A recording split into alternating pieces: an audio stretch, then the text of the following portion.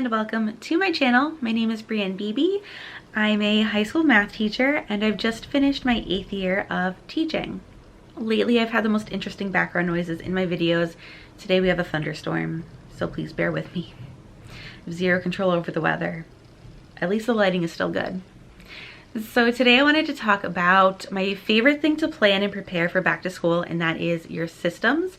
Or if we were to really zoom in, we could also talk about procedures that we want to have set up going into the new school year. It's kind of inevitable that I'll see newer teachers or first year teachers asking what it is that they should be working on or preparing as they get ready for going back to school or starting school for the first time. And a lot of the experienced teachers will say, you know, you can prep your decor, or you could figure out how you want to set up your classroom. And I kind of cringe. Now, don't get me wrong. I love doing both of those things. I'm 100% the same way. I need my environment set up to feel centered. So I don't begrudge them anything. They're not doing anything wrong here. But it's before you can really get to making decisions about decor and your classroom setup, you really need to figure out your systems and procedures that you want to use to run your classroom. So today I wanted to talk about systems that you need to plan for before you head back to school. And this is great if you are a newer teacher or if you are a more experienced teacher. I like to kind of check in on how things are going because things change from year to year. So it totally makes sense to just take a minute, reflect on how it went. If you need a system in place because maybe you didn't put one in place before, I say that systems are kind of like your students, where if you don't have a plan for them, they will have a plan for you, and you might end up developing systems without any intention behind them, and then it's not going to be able to serve you a good purpose. It's just kind of run on its own, and that's not always a good thing. So we want to have plans in place before we really get started there, especially when it comes to systems that involve your students. You want to make sure that you communicate your systems with them, especially those first few days. And that's why this is my tip for new teachers or first year teachers, is to have these systems in place, because your first few days, that's when you're communicating these to your students. So it's important to figure some of them out. Before we get deep into the classroom stuff though, I wanted to share one system that I suggest having in place, and that is a system for saving resources or ideas. If you are entrenched in Teachergram or Pinterest or Twitter, there are so many amazing teacher communities online, Facebook too, I don't know how I forgot that one, where you are likely to run across things, see them and say, ooh, I want to do that, or ooh, I could try that, or if I tweak that, that might work for me. If you have a system to save those things ahead of time, it's a lot easier than trying to figure out where you saw that thing that one time.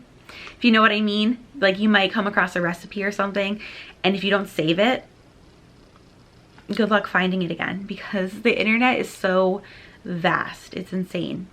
So depending on what platform you're using, whether it's Pinterest or Instagram, you can save posts very easily. Facebook too. I don't really know about Twitter. I started on Twitter, honestly. As far as teacher communities go, I haven't been involved in Twitter in a long time. I have it auto tweeting whenever I do a new video or something.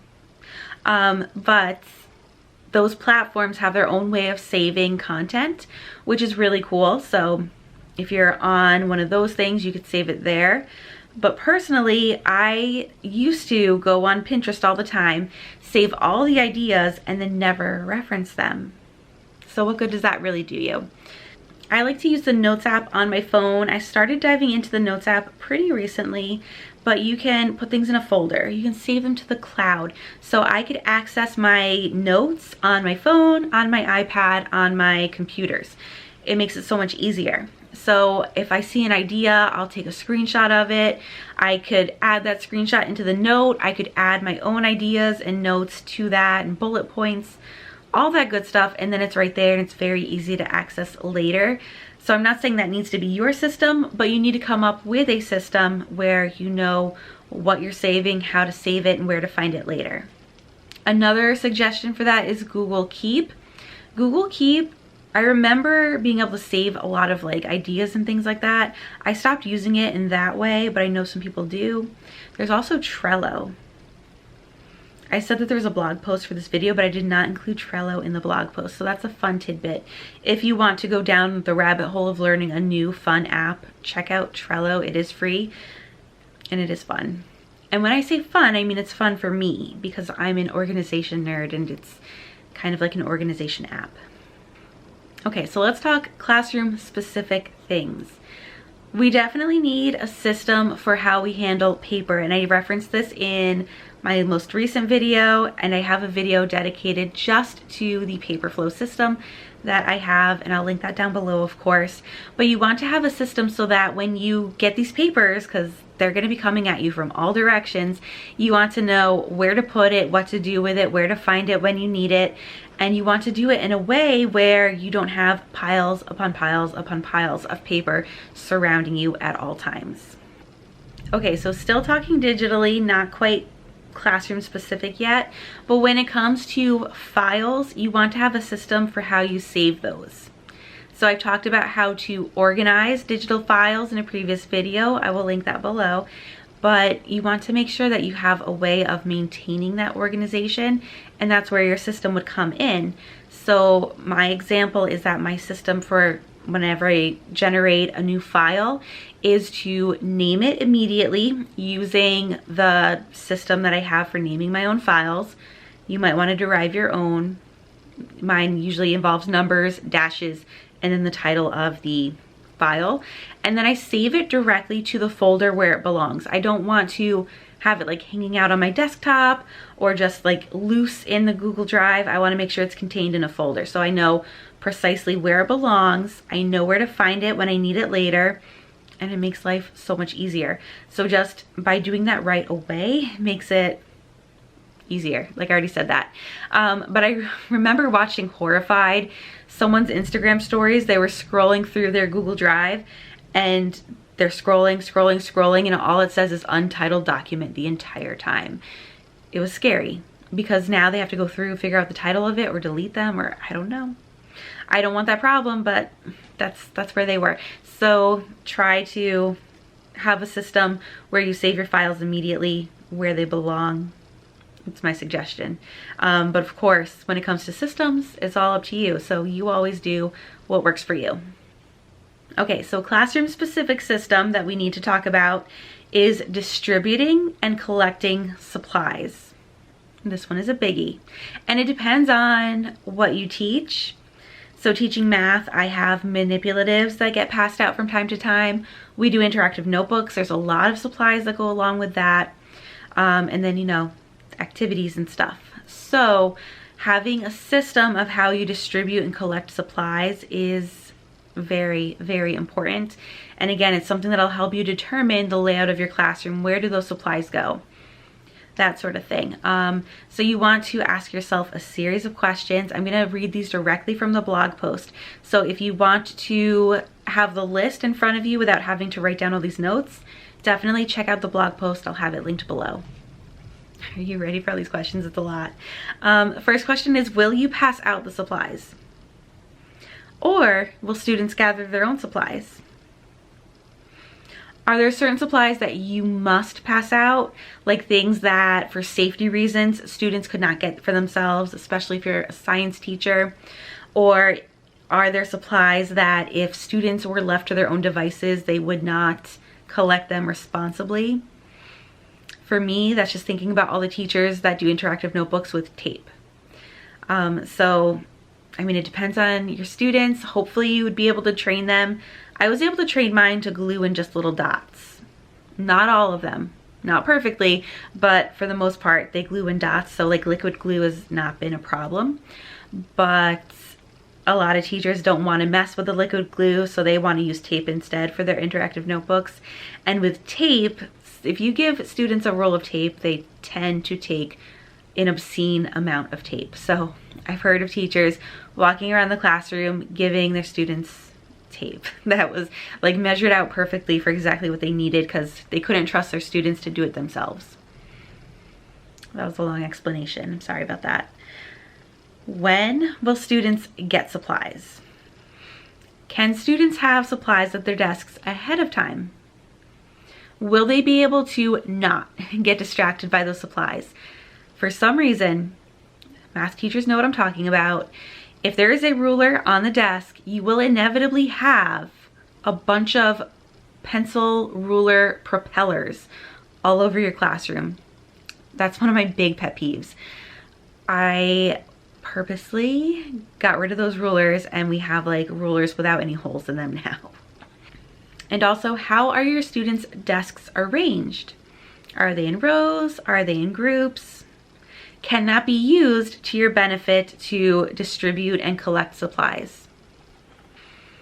And then of course, a lot of those were about distributing supplies. You'd want to think about them in reverse for collecting them. Like, do they need to be collected by a certain time, or they'll cause distractions? Different things like that. So like I said, this is like a big one. So you want to think through what systems are going to work for you. And my personal system, like I said, I do interactive notebooks. There's a lot of supplies involved with that. I have a bookshelf close to the door. It's one of those cube organizers from Target. I'm obsessed with those. I have too many in my house, and there's that one in my classroom with 8 cubes. My desks are arranged in groups. I have 6 groups of 4 in my classroom, and every table has its own caddy. The caddies are sitting on that cube bookcase. So as students come in, the first student from each table gets to grab that caddy, bring it over to their desks.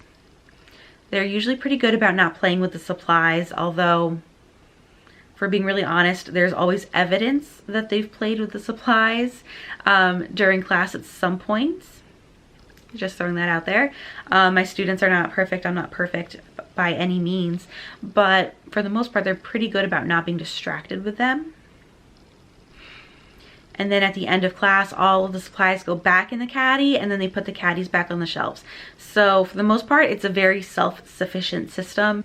So I know I've spent a lot of time just talking about supplies, and it might seem a little bit like overkill, but just to give you an idea of, the more you think through a system, the better it will turn out, because you'll have your overall plan done for all the different contingencies and everything. It just makes it so much easier.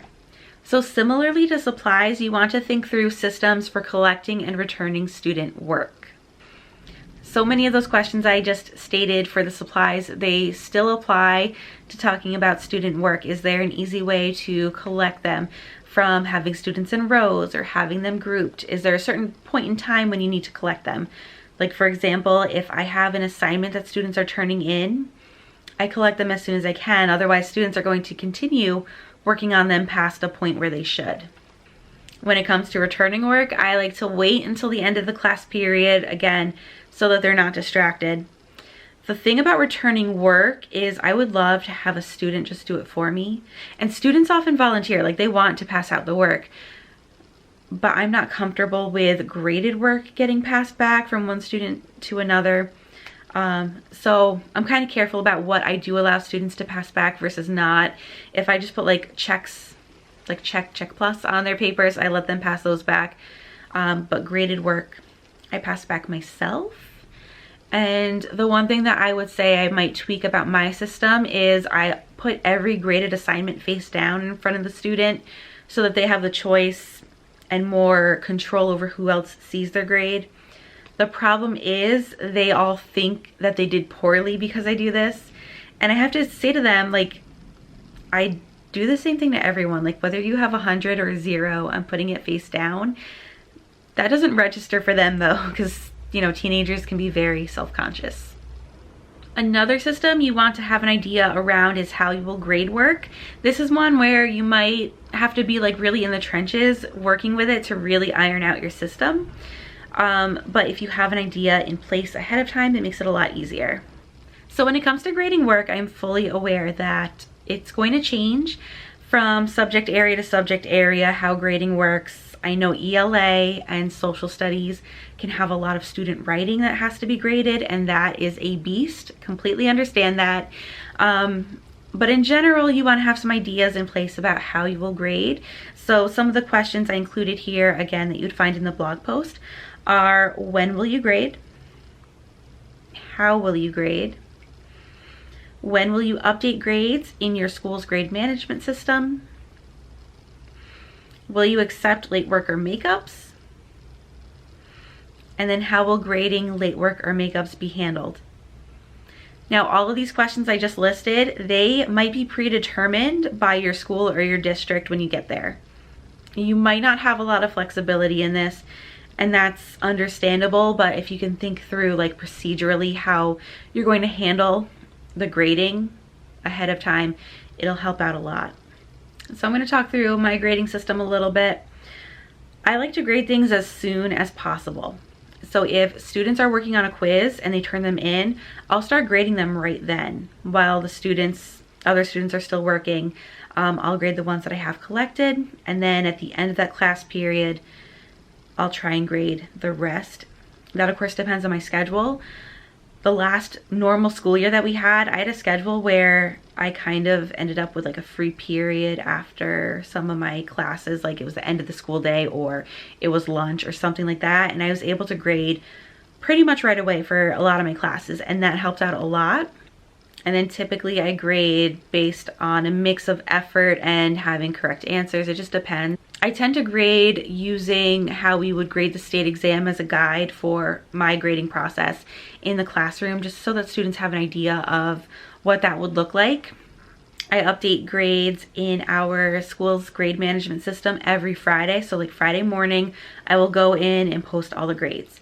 And in my classes, I was doing weekly homework assignments. So because I'm putting those grades in on Friday, I would have the homework assignments due on Thursday. So purposefully, I would collect them on Thursday, grade them, and then they'd be able to go in Friday. So I had systems in place for accepting late work or makeups on different things. And essentially, once students completed them, I would put them in my period folders that sit on my desk. And I would put them in there like so they're standing up so I could see them and know that they were there. But I wouldn't grade them until I had a free minute. So it's not like when I have a whole class that just completed tests and I'm grading those right away. I'm taking my time on those because they came in late or they were makeup. So when I have free time to do that, would usually be like a Friday. I would sit down and take out all of those assignments. I'd have all of the answer keys for them, and I'd get those graded and then put those grades directly into the school grade management system. So that's how they were handled. And of course here I'm more focused on the procedures for grading, but you may also have certain policies to consider as well that you might be able to determine that your school doesn't dictate for you. You want to think through those too, because it's important that those are being communicated with students from day one. And lastly, a system that you want to consider before school starts is how you are going to manage your time. You have limited time for planning periods.